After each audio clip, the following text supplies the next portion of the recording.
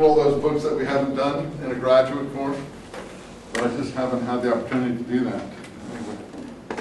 So those books you guys will have to read on your own. I assure you, Numbers, Leviticus have the same problems we're finding in Exodus.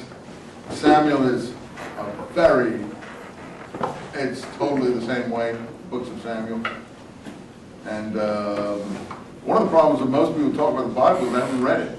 I haven't really seriously read it. And of course it's a very exciting book too, because that even makes it more exciting to see how complex, how much stuff really went into it.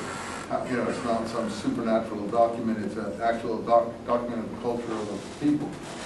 Okay, so let's see.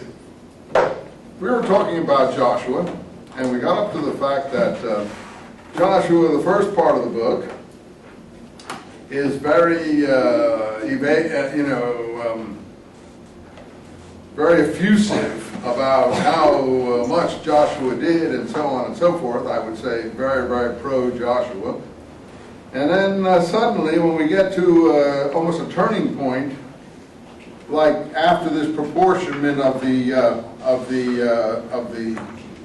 after this list of all the kings that he supposedly, or whoever these leaders that he supposedly conquered, 31, a kind of recapitulation, if you like, at chapter 12,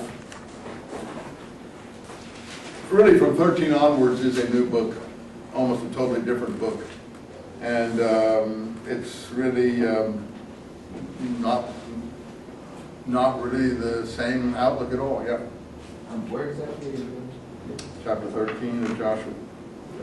Yeah, it's not really the same material as you see, because you see, suddenly Joshua is an old man.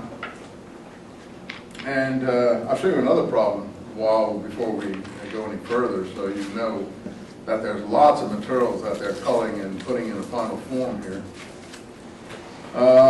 Joshua dies at the end of Joshua, the book of Joshua. So it says, Judges chapter 1, after the death of Joshua, etc., etc., etc., it says, which shall march up first against the Canaanites to attack them?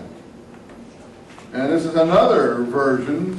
Judah goes first, and they haven't even marched up against the Canaanites at all, according to this, even after Joshua dies. So that's 3 different versions right there.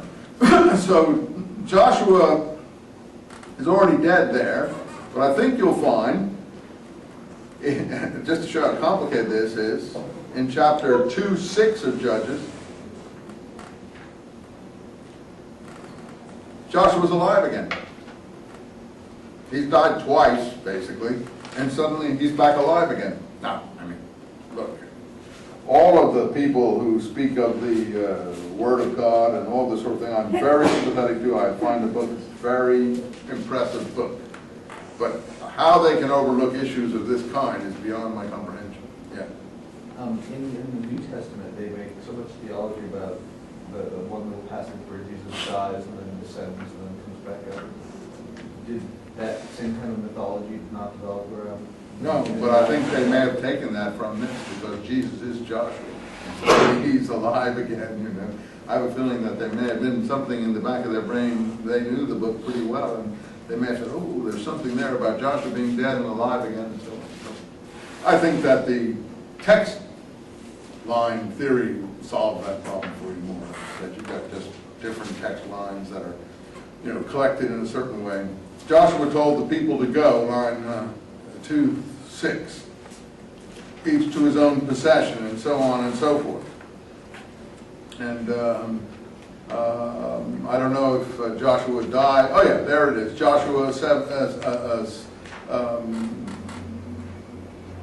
2:8. Joshua, son of Nun, servant of Yahweh, died when he was 110 years old. They buried him in a state, so he's died again. Now, of course, that's just overlapping material.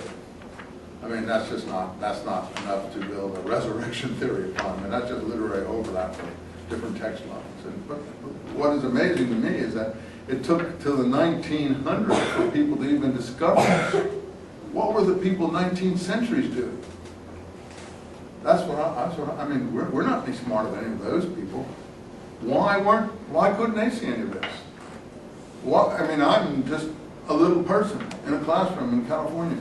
How come it's clear to anyone reading it that there are these issues and nobody all the time who was carrying the Bible around ever spoke of it? I think it's because people are easily convince themselves not to question things. They easily, put themselves under authority and say, oh, well, I can't say anything about that. That's above me. I'm not on that level. There must be some other explanation for all of this. And they just, any disquiet they have, they just silence. And I think it goes on everywhere today. It goes on even politically.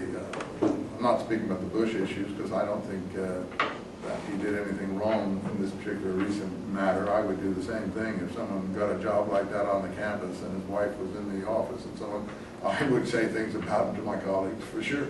So I don't think that's a great sin, frankly. But you can make a big thing out of it as you want. No, I'm talking about the whole Islamic world where people are afraid to speak. I'm talking about even communist China, if it's still communist, I don't know, where people wouldn't dare speak out. Russia, where they wouldn't dare speak out. Issues that are bothering people, afraid of authority. That's what it comes down to. I'm a